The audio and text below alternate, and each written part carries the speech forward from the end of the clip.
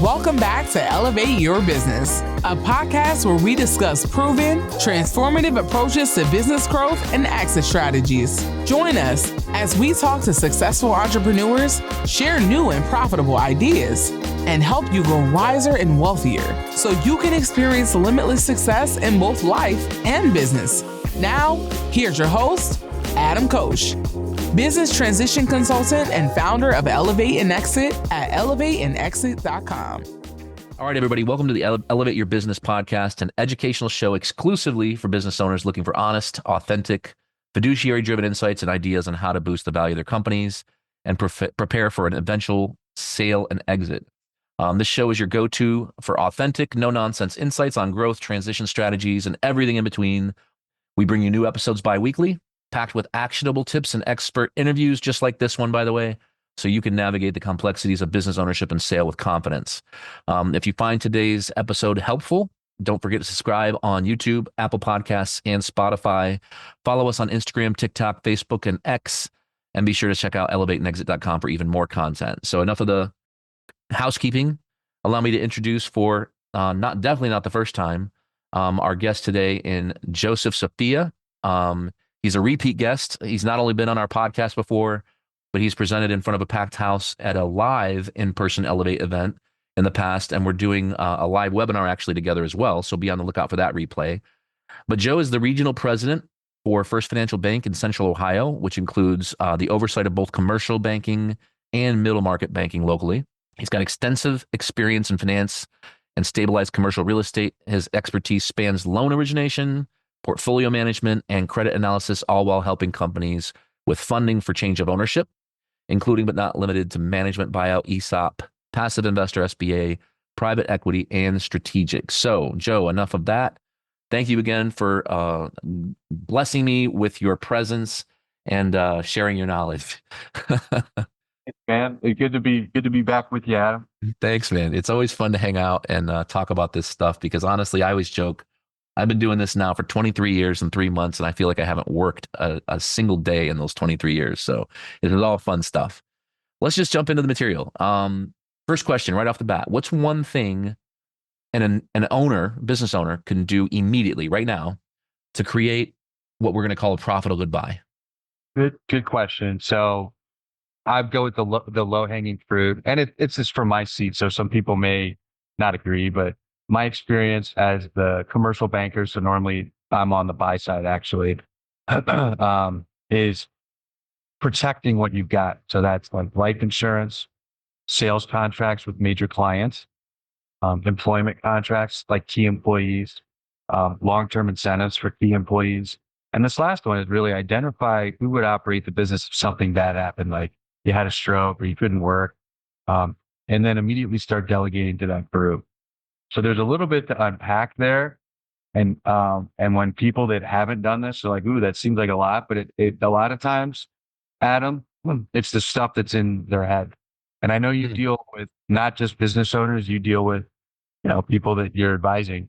And it's not a facsimile, but it's very analogous to, hey, are your kids going to inherit money? And they're always like, yeah, absolutely. It's like, well, when are you going to talk to them? They're like, I don't know. So it's kind of like the same. It's a similar path where that's the low hanging fruit. Does that make sense? Yeah, no, that makes sense. I love that. I've never really looked at it that way. I've always told people that it's like putting a plan together is like putting a diet and exercise plan together, and then implementing it's like hiring a personal trainer. But I think even before that, you've got to recognize that you got to talk to the kids. You've got to have that discussion. Otherwise, when everything ends, and really, that's fun. I'm going to steal this, by the way. But with this, it's a fun analogy because I remember. I mean, just this morning in our conference room, we were telling somebody about how if you don't do any estate planning, for instance, that's for non-business owners. Obviously, business owners need estate planning too, but a non-business owner client doesn't do any estate planning. The estate, when the first or second spouse is gone, is a nightmare for the kids. I mean, it's a nightmare. The courts make all the decisions. There's more taxes involved. There's more fees involved for everybody. The family gets less. So I guess, your analogy is awesome because in the case of a business ownership, if they don't do any planning, it's actually worse. I mean, I think sometimes would you agree that sometimes people worry about the cost of selling their business, or the cost of paying people to help them, people like you, people like me, people like business brokers, corporate attorneys. They don't want to pay the cost. They don't want to pay the fee. They don't want to pay the cost. And I'm sitting in the chair. I mean, I'm not a stupid person, but it's not like I'm the smartest guy in the world. It's just, we do these transactions every day. So it's like, you're a plumber, you don't plumb, like we do this every day. You're an advisor, you see this a lot. So I think because they don't see it as much, they think there's this cost that is out there. Part of it's asking for help. A lot of the business people, most of the businesses that I work with, even if they're fairly large, which I would define as like over 150 million revenue, they're still privately held. And so a lot of these people have been their own boss for a very long time. It's unusual, and it's contrary to how they were successful, was to raise your hand and be like, I need some help. And this is something I've never done. And then with the advisor, there's some other things we'll get into, but with the advisor, part of it is working with somebody like you. Of course, at a base level, it's like, hey, can you manage my money? Can you help me figure out how much liquidity I need? You help me with some other stuff, but it's also like, you're separate from the business. You're not the banker. You're not the lawyer, the business lawyer, the accountant. It's like, let's talk about your personal life. Get your head right that way. And that's where I think that's the other issue is there's a lot gained. Not only are you just like managing the money, but you're like, you're asking real questions like, so what do you want to do with the money? Yeah. Where do you see yourself?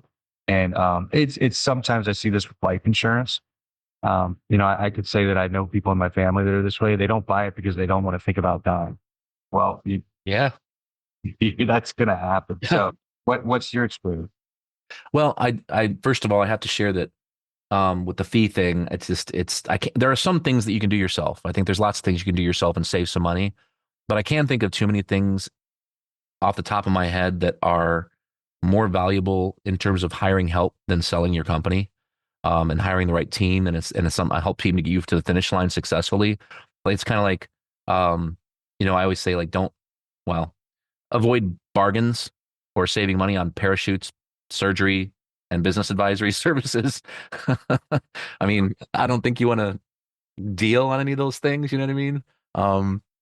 But I knew I was going to forget. I was literally trying to type and make sure I touched both points. What was the second thing you were talking about, though? Your role as a financial advisor, Oh, you just like physically managing the money, but you're asking questions that will help you manage the money. Clarifying questions, but it's like, well, what do you want to be doing? What do you want to do with the money? And it's the mental aspect of the sale. So if you're doing it by yourself, you're not like, that's what's like people don't understand, is that there's a whole mental idea to it. And it's like anything else, like professional athletes have a coach. Tiger Woods, no, he's not on top of his game now, but he had a coach. He had somebody saying, hey man, you gotta focus on this. Don't worry about that. And an advisor, yeah, you're managing the money, but you're really separately managing it from the actual business. So I think you can be objective, and you yeah. can ask hard questions like, what's your wife want to do? What's your spouse want to do? Yeah, those are really, really tough questions, by the way. And I'm also one of these people that I kind of practice what I preach. Like, I don't really usually push disability insurance. And by the way, we're a fiduciary. We don't even sell insurance, but I don't really push disability insurance on most business owners, or non-business owners for that matter. But if you've got a doctor who's a surgeon and they're using their hands every day, and they jam their finger on a football when they're throwing the football in the backyard with their son, that's a problem. You probably need to make sure you're insured. But at the same time, I'm insured to the hilt. With disability insurance, for instance, I've got more life insurance than I need. I always joke I want to make Donna somebody's sugar mama, not the other way around. With disability insurance, I always joke it's like that Dan Tosh joke where he says that if I become disabled, I want to be able to be sponsored by VA. That's kind of inappropriate, I guess. But yeah, the intangibles when you're talking well, here's the statistics, right? You and I have talked about these statistics many times this last few years. 80% of businesses don't sell; they dissolve. 80% of business owners' net worth is tied up in their company. That means for the 80% of businesses that dissolve, they're losing 80% of their net worth as it dissolves. And then 75% of the 20% that sell for less than market value. But here's one more stat. And this is what you're speaking to, by the way. I know you already know this stat. 75% of business owners regret, not just regret, but deeply regret when surveys are sent out. They deeply regret selling a year later. And the number one reason why they regret selling is because they don't think about those intangibles when they plan to sell, if they plan to sell at all, by the way. So when you say like, what are you going to do with the money? I always like to say money, it's not the root of all evil, it's not just paper, it's a unit of choice. The more units you have, the more choices you have. And if you don't know what you're going to do with those units and you don't know what choices you have, let alone what you're going to implement, you're going to have a pretty boring life, especially if you spent your entire career managing this baby of yours that you built, that you grew, that, like I was joking when we started the episode today, how I haven't worked in 23 years. I mean, you have to make sure you're going to replace that time that was spent with so much purpose with something else that has purpose, I think. Yes, I agree. Well, we talked about what people can do immediately, to create a profitable goodbye. What would you say is, I don't know, one major item that people don't think about maybe when they try and implement a profitable goodbye? Think of some of the mistakes maybe. Good question. Kind of toggles back to their fee expense. I'll raise my hand. I mean, I'm an advisor. I don't own a business, right? So a lot of these people, they've made a lot of money. I mean, the reason they have a successful business is they watch the pen. So for business owners, you're the audience that's listening in. I respect that. But it's the financial information, not wanting to pay for, at a bare minimum, a reviewed statement. And moreover, when they will do it, they'll do it from a CPA that's like a cousin who will do a review for them. And it's like you're trying to, if you're going to run a process, which involves an investment bank and multiple people are going to bid on it, they're going to want to know the CPA. And it doesn't mean you have to use the big four, but that's the biggest one I see. And when I talk to owners, so when you're giving my background, kind of put it in layman's terms, is, I'm dealing with the middle market and people have reviews and audits and they have a CFO, controller, sometimes we down the stock. And the owners aren't even in business. It's a family business to learn about it before. It's a big business that grew and active, but they have deep accounting. Well, then I deal with some people that come in and it's a smaller business, like their wife did the accounting and then they have somebody doing tax returns. That's how they've always done it. And they really don't borrow a bunch of money. So there wasn't like a dying need to be like with my banking system. They don't borrow money. Their vendors never needed them to have any statements. But when you're selling, it's different. And you don't want to go get a reviewed statement. Let's say I was going to sell right now in 2024. So I go back and pay for the 2023 review. That's actually also where it's more expensive. It's better to say, you know what, in the next 5 years, I think I'm going to sell. I'm going to invest in a review statement this year and in the next 2 or 3 years. And that's the one thing that most people, if they're not already doing it, they don't want to do.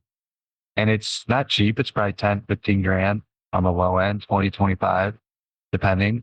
But if you're going to try to sell for 2, 3, 4, 5, $10 million, it's pretty inexpensive.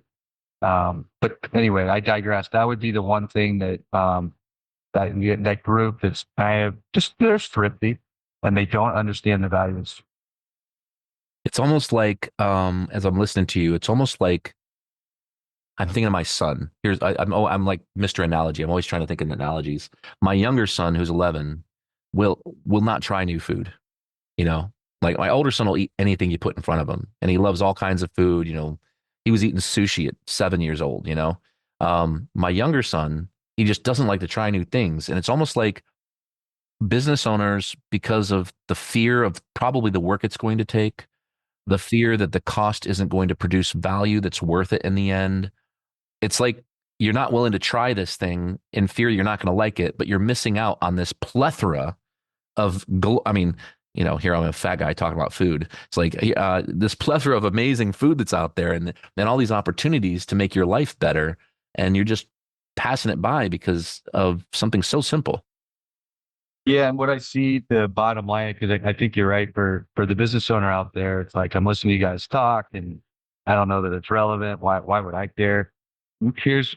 It lowers the value, and the reason it does is in most situations, the buyer's going to lack confidence, and because they lack confidence, even if they sign an LOI, especially if they're a more sophisticated buyer, that's when they come back and say, "Hey, I know I know I said 5, now I'm going to offer you 2 or whatever the thing is. So you're going to see typically a retraction or a reduction in the price. I see and or additional contingencies like an earnout. And when I say that, I don't want anyone to think that if they're involved in a transaction or they're about to be one, and there's an earnout, that's necessarily a bad thing. But what it means is if I've got a 5, I think the real numbers are easier. Like I'm selling for $5 million. So that's what I think we're talking about here. Companies that have revenue of less than 10 million, or they don't get a review statement. You're selling for 5, and now somebody's like, you know, I'm looking at it, or I'm looking with my partner that was going to invest, and all I have are tax returns, and now we'll offer you 5, but it would be like 3.5, and then an earnout for $1.5 million. Are you And saying that companies say 10, 15, 20 million and above, that this isn't much of an issue in your eyes? most of those companies typically have reviewed statements because they're dealing with, they have larger credit facilities that would require it. So i.e. their bank would ask them for one. They normally have more stakeholders that might want one. They may have a board. They may have other owners. Sometimes the vendors they're working with, they're buying enough from the vendor that it's not, Okay. it's just like, hey, that vendor, you're a concrete company and you're dealing with the municipality. They want to see that you perform on the job because you're a bigger company. When you're doing a job, it's like $2, $3, $4, $5 million job. They want to see. That's what the review statements do. That they add some clarity. It's literally an objective way to look at your financials. So yeah, you normally don't see that. It's that smaller business owner who's like, why would I do this? And it's the answer is because it immediately increases the value. And if you don't increase the value, if you find somebody that say, I would have paid that, it increases transparency in the process. And I think makes it easier to work on other things. And train somebody else to understand the financials. Like if you never sold, it's like, hey, you'd be able to have somebody, maybe another family member, you were mentioning your son, they come up in a business that's like an operating business and they can understand the financials better because it's a review statement. So that's one that most people won't do that I think is a mistake. I think one of the things we're talking about here. So, and it's maybe it's easier for me to think of this because I've read the books and I'm putting this into practice with our clients, but I find it sometimes difficult to understand why it is that some business owners can't objectively step outside their company, look back in and say, if I wanted to buy this, what would the risks be? And I think that is so important. If you can do it, if you're an owner listening to this, if you can do it objectively, to build a T chart, pros on one side, cons on the other, and write down all the good things about buying your company if you were a buyer walking in right now, and all the things that would make you nervous, that would be concerning to you. And I know most owners probably aren't going to hit most of the negative items because, again, I think entrepreneurs are by nature eternal optimists, right? Not to mention it's their baby. So we talked about a lot of the big thing, right? Just planning in advance, whether it's 3, 5 years or what have you, financial statements, getting a review, like you mentioned. Let's go deeper than that. I know one of the things we were talking about offline was, things like recasting, add backs, things like that. I mean, what are some of the more details that, if a business owner is like, so far they're listening to this or they've watched other things you and I have done together and they go, okay, I get it. Okay, tell me more. What else do I need to be thinking about?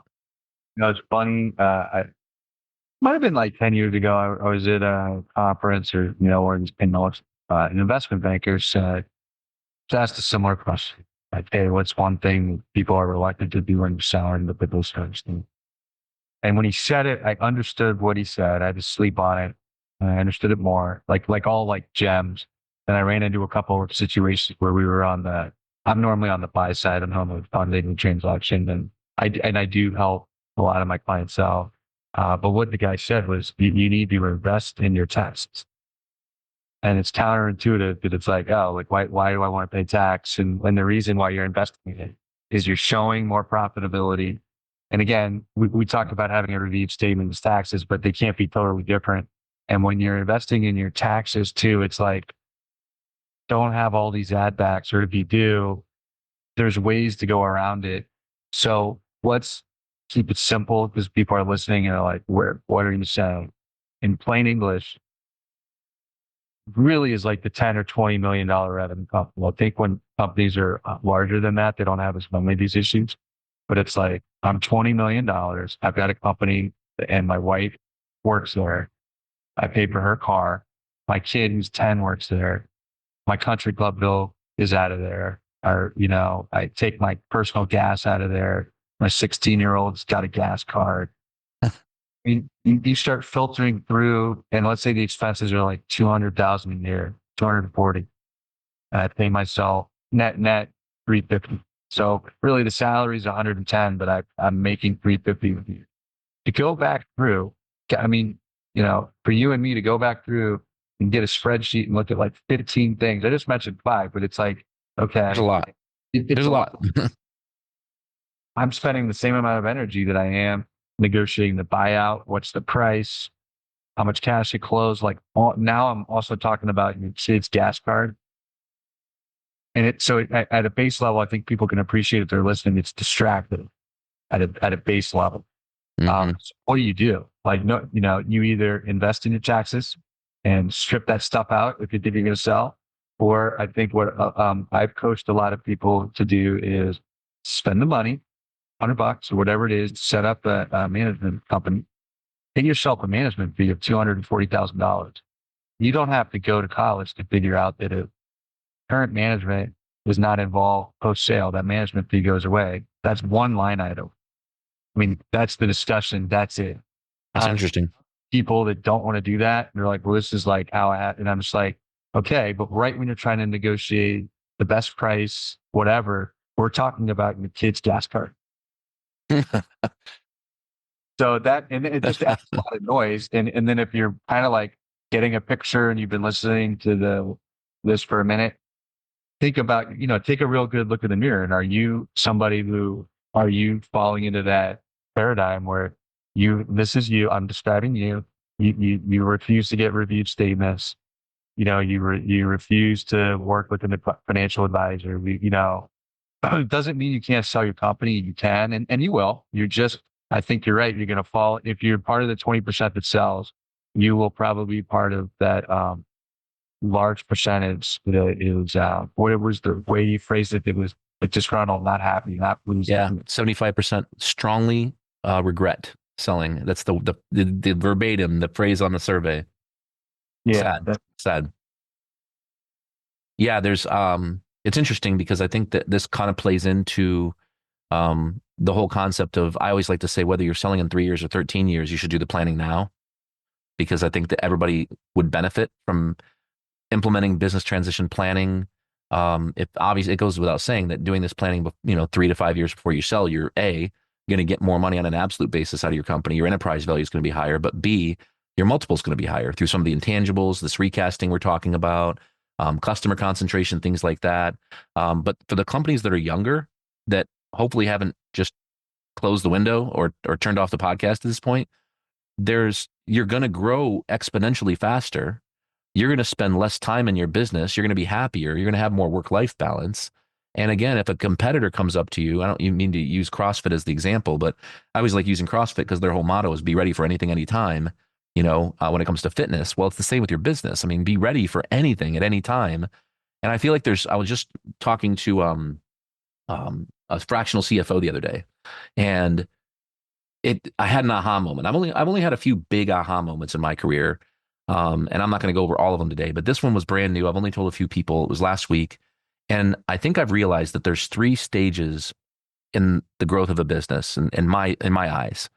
The first stage of a business is the technical workaholic, is what I'm calling it. This is the person that can start a business. They do well, they bust their butt, and they're selling whatever they're selling, their widget, their service, and they grow it and they do a pretty decent job, but they hit a ceiling. They eventually hit a plateau, and they find themselves in this place. And I know people listening are going to identify with this. They find themselves in a place where they don't have enough money to pay somebody to help, but they don't have enough time to do the work. They're just stuck, right? They hit this wall.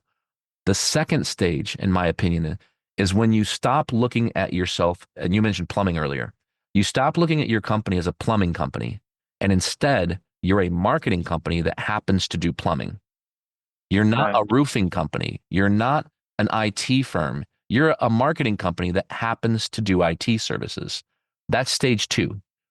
The next ceiling, and I think it's the final ceiling that most businesses hit, the final ceiling before they really figure things out and they scale, they become a real business and they start looking at 15, 20, 40, 50 million in revenue is when they scale. I kind of gave it away already.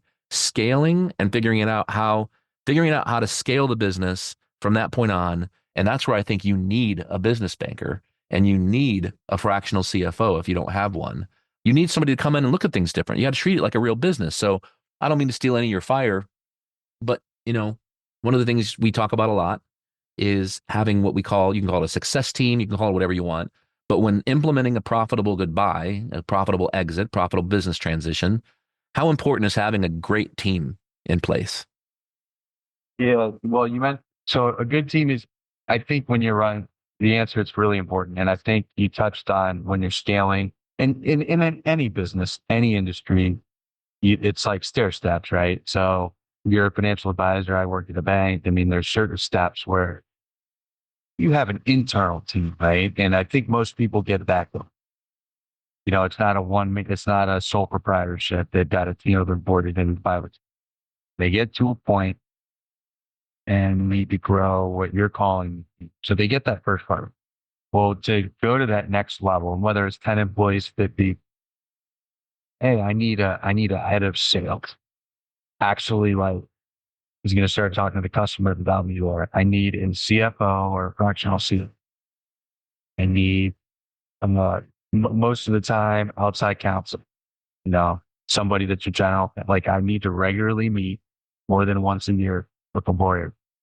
And part of it is, you're more sophisticated, so you have more sophisticated issues. That's very important. But I think one of the themes was, I hesitate to use the word cheap. I think a more positive way to say it is people that they were successful because then you go pinch the pennies. And I respect that. And I see that. But at some point you have to invest.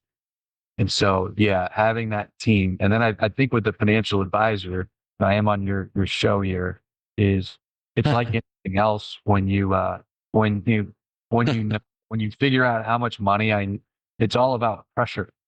And I'm in sales. I mean, at the end of the day, I'm a banker, but I'm in sales, right? So we've all met somebody that's like so desperate for the sale, and you can like smell it. You're like, oh my, it's a phrase, right? I can smell Yeah. the inspiration. And so you just like hang up the phone, you see them in the grocery store, they're texting. I don't want to talk to them. Well, it's the same with your business. When you haven't saved, you haven't really like, imagine if you're a business owner and you had enough liquidity that you were pretty close to your goal. So maybe your goal was $5 million and you had 3.5, 4 million saved up. Selling the business then for $5 million, it puts less pressure on that sale. So what happens? You start to be more objective with it, because you're not, when you get all this pressure, it's like that salesperson starts operating poorly. People don't want to buy from them. Well, people don't want to buy your business when they could feel like your whole life is wrapped up in it. When you're very objective and you're like, oh, this is where, this is Sally. She does this and does this. So with the advisor, it's more than just managing the money. It's like, you don't have to have all your money out of the business, but it's like you kind of have a plan. And if you were to sell the business, it's like the cherry on top, and it gives you leverage and negotiating power. And that's to toggle back to your original question. That's the power of this team. It's like a team of advisors, some of whom are in the business. And really the people that figure that out early, they tend to be more relaxed and more objective. They tend to look at other opportunities. They tend to sell at a higher rate, and they tend to find success and happiness post sale because they had already like planned for it, as opposed to somebody. It's like, if you like analogies, it's like never thinking you're going to go to college and then you just get dropped off of college. But when you've been planning for it, you've been studying for it, you're ready, you're emotionally ready, but you're physically ready. And I think people don't get ready like emotionally for the sale. So that's what that team does. Yeah, that makes sense. It makes me think about how all business owners, I think for the most part, I shouldn't say all, you should never speak in absolutes, right? But most business owners, I think they care deeply about their staff and they want to see their staff do well when they're gone. They care deeply about their customers, their clients, their patients, depending on the business in question. what they don't realize, I think, is if you don't do any of this planning, if you don't do implement these statements, these review statements, if you don't implement recasting, if you don't put yourself in a position to where you know that you've put yourself in a position to sell this company for the maximum value, not only on an absolute basis but a relative basis, is that when the buyer comes in, I hate to be so blunt, they don't care about you. They care about your business. They care about your revenue, your expenses, the risks. Let me just say that again, the risks. They care about your staff, how good they are, if they're going to stick around. They care about your customers, your clients, your patients, if they're going to stick around. But you're gone. You're going away eventually in the not too distant future. So I hate to say it, but we have to leave our egos at the door when it comes to selling our companies. And that's probably the hardest thing for a business to do because, again, it's your baby, right? I mean, this is your baby. And letting go is a really hard thing to do, which is probably one of the many reasons why, that 80% statistic exists and that so many businesses dissolve. But what are some of the other elements of, that we haven't talked about? Because we're not going to be able to get to all of it today, but, let's go deeper. I'm looking at some notes that I had. So just to give people a little bit more background. So the you mentioned earlier where you have like business brokers and investment bankers, and for a lot of people, they're like probably like synonymous or interchangeable. They're not. And if you have a smaller business, I think that's part of like 80% of the people, or at least 50 tuning in, could have a business broker now. They're not going to provide as much value as an investment banker. If you can get an investment banker to help you, if your business you think is worth 5 million or more, I think that's still on the low end, but they might help you. It's worth it, even if you think the fees are pretty good. I'll get into why. If the business broker can still provide some value, but they tend to not be as well trained. The main thing is, like, since you're the analogy person, is to think about it like when you're selling a home, there's an opportunity where you have a unique property and it almost sells itself. Well, even in those circumstances, I watch more TV than I should. Those people still have a realtor. They're still not, right? That movie star is still not selling the house. And it's because you just become too emotionally attached when you're trying to sell the house and you start giving information that is not attractive. It's similar when you own when you're selling business. So even, not all business brokers are created equal. If you can sell the business on your own, that there are situations where that's valuable, like to an inside employee. But the best deals, they get the most money. And the investment bankers, I think they sometimes get a bad rap. They earn every penny. I mean, they got to deal with a guy like me and figure out, hey man, where's the loan? What's the rate? What are the terms? What are the covenants? Where are the legal docs? Did you get did you get the appraisal done? Did you get this done? Where is it? So they're your quarterback. And that's why you're, as an owner, right?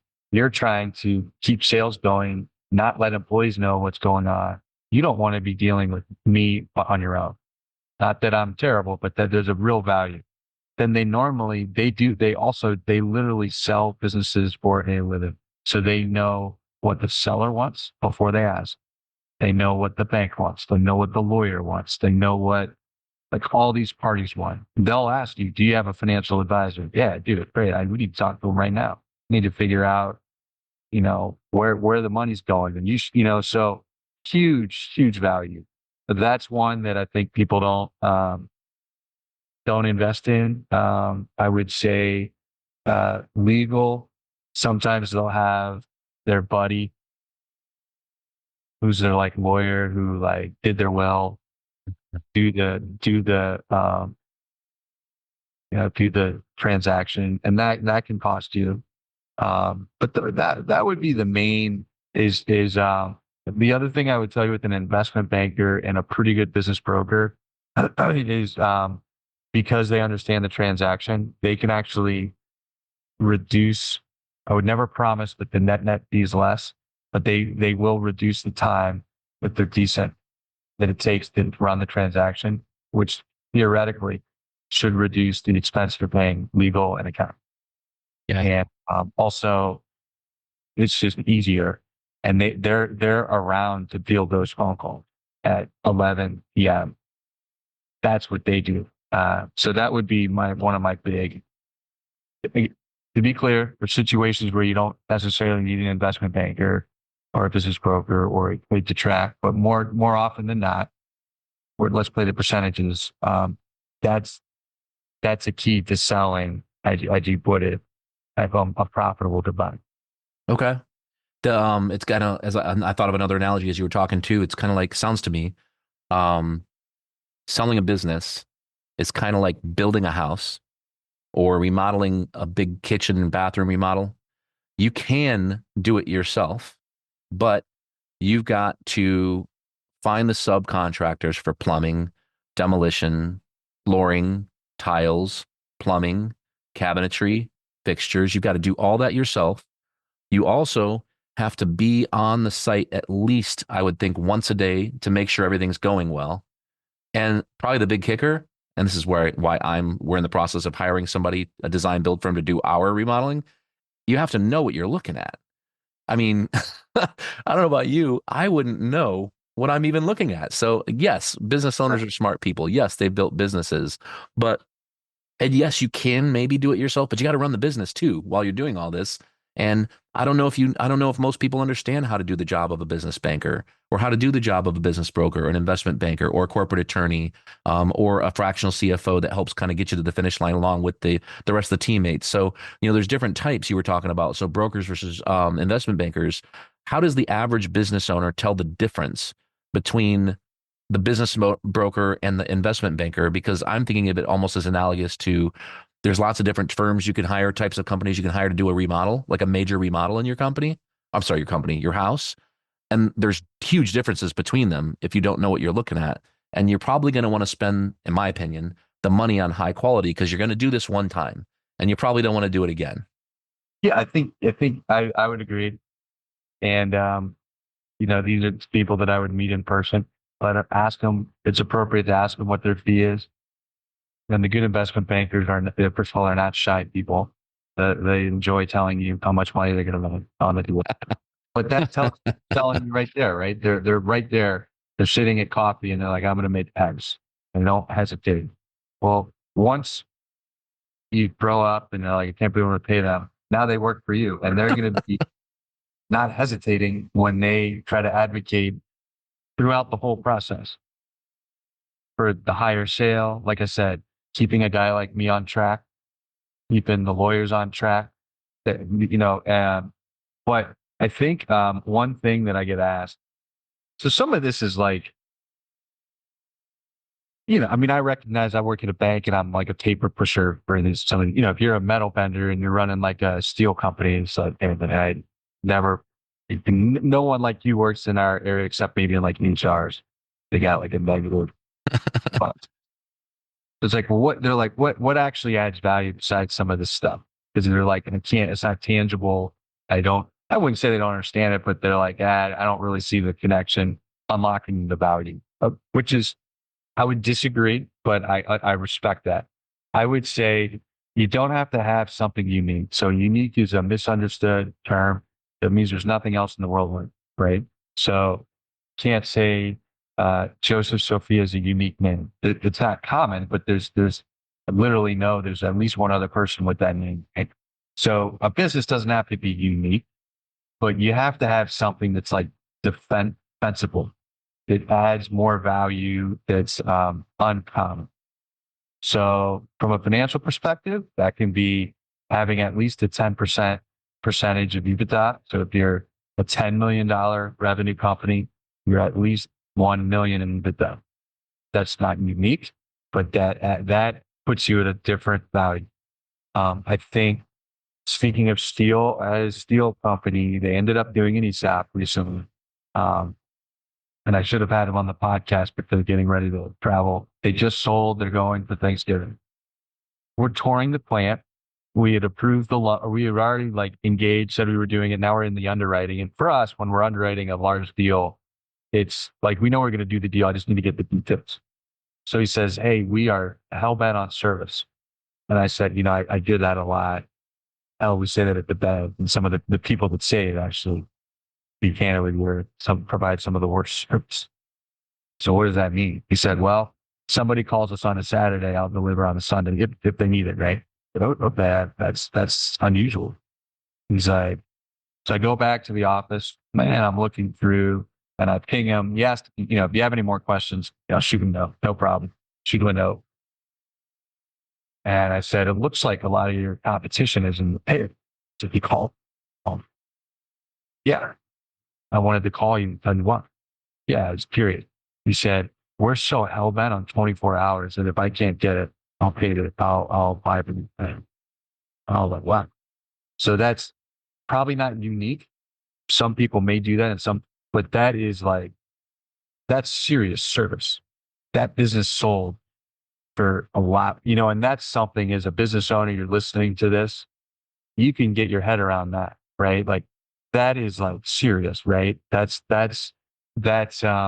Somebody was doing apartments and they said our pricing was pretty similar. We provided like literally better service. That is going to gain you the value. And and the CEOs or the owners normally feel that you have to have that run all the way through your organization. Those are the companies that sell for more. And I think when you see in the stock market, you're the stock guy, I'm not. Those are the ones that tend to sell at a higher PE in the public market. So it's not just private. But when he told me that, he said, yeah, you're absolutely right. It's like I buy if somebody calls me and they need it on Sunday and they need steel, and they call me Saturday, I'll call my competition. And what it also was interesting to me is the competition takes this call. Wow. Right? Because they're taking the call. So because this guy's that serious about cert, because he's going to pay them. He's paying them whatever they're going to ask for. It's done. And that's the guy when you meet with him and you're talking to him about his company, and then you look through, no question, he's selling for more. And as you're thinking about that, if anybody listening, you think about when you had unbelievable service. I think sometimes you think about it in hospitality, but it's in other stuff. You just go somewhere, and especially in industries that are terrible. Like historically, that it's right. And you see some business that the service is great, and that was just one though that because it was recent and it happened, and I see a lot of stuff because of just what I do. I hadn't seen that. That's really cool. That was interesting. Yeah, it's interesting. It's refreshing. Probably is a good word. Yeah. Well, I think we got time for one more question here. What we kind of started with what is one thing, so we're going to finish with what is one thing. So what can a business owner do, or implement right now to plan for a profitable exit that maybe they haven't really thought of? Outside of all these tangible things, I think I go back. It's a little bit of what was one of the original questions, but I think it's the emotional side of it. When you're the worst decisions I've ever made in my life, and I've made several. I'm emotional, like I'm angry, I'm happy, I'm intoxicated, who knows? And it's snap, immediate. And maybe the third piece would be I didn't involve anyone else. So independent, quick, emotional decision. If you want to start selling on a higher value business, engage. You called it a team, but I would include stakeholders. So that could be your lawyer. Hopefully you have one. Could be your accountant. Could be your management. And I do think it's your spouse. If you have children that are grown, I think it's your children. And it's because now you're going to take the emotion out of it, because you're going to deal. What I'll leave people with is like, you go to your daughter who lives in Montana, lives with her husband, let's say, and you tell her you're thinking about selling the business. And I've seen this, and you get this outburst of emotion, and you're thinking, I didn't think she'd care that I owned the business, but for everybody that she would see in Montana, she would be like, my dad owns a business in Columbus, so on. So you get the emotion out of it, and then it allows you to kind of think more critically and logically. And that in and of itself will help you objectively tackle some of what we talked about. So it's kind of going to right now, just going to your stakeholders and saying, not saying I'm going to sell, Rev. I'm contemplating selling. Hey, Adam, how does that strike you? And it's just like anything else. It takes a minute, and then you'll become less emotional and less I mean, we're human beings or animals. We operate on emotion, and we don't make good decisions. You end up making a bad decision. That would be the thing that I think is easy. It's not easy to do, but it's not. You can do it if you just write it out and do it. Yeah. That's good stuff. Well, for those of you listening, we've talked, I think we've given a lot of good advice away today. And if you're looking for a team or members of a team to help you in your business, that's why Elevate was started. It's crazy to think that it's almost 2025 and I started Elevate 4 years ago at this point almost, which is nuts. But we started Elevate with the goal being to build a top-notch, best-in-class success team for business owners looking to either transition from wherever they are now to wherever they want to be, wherever that is, whether that be more profit, more time, less risk, as well as, of course, those business owners looking to sell in the next 3 to 5 years, people looking to buy businesses. So that's why we're here. Joe, thank you for your time. Joe is one of our advisors. We have corporate attorneys that can help you. We have business brokers. Well, technically, they're investment bankers, I suppose, now that I learned that today. I didn't realize there was a difference. So I learned something new today. But nobody works for each other. Nobody owns a business together. We're all silos that we operate independently. And we're all fiduciaries in terms of doing what's best for our clients, even if that means making less money for ourselves. So that's our time for today. Be sure to look out for the link for the upcoming webinar replay that Joe and I are doing here this week. If you can join live in the future, live events, be sure to check out elevateandexit.com. You can also go to YouTube. Both those sites are going to have all our replays as well as our podcasts. If you'd like to get a hold of Joe, you can message him on LinkedIn, connect with him there. That's probably the first best place to go, but you can also hit him up via email at joseph.sofia. That's Sophia with an F. I've messed that up at least once, at bankatfirst.com. You'll find all the other links, contact info in the show notes below. But as I always say, there's thousands and thousands and thousands of podcasts out there, and you chose to give ours a listen today. So thank you so much for joining in, and we'll see you next time. We hope you enjoyed today's episode. To complete our free business valuation quiz or to set up an introduction call, just head over to elevateandexit.com. This podcast is for informational purposes only and should not be considered legal, financial, tax, or as a basis for investment decisions. Always consult a professional business transition planning consultant or a certified exit planning advisor before implementing any of the ideas shared in this episode.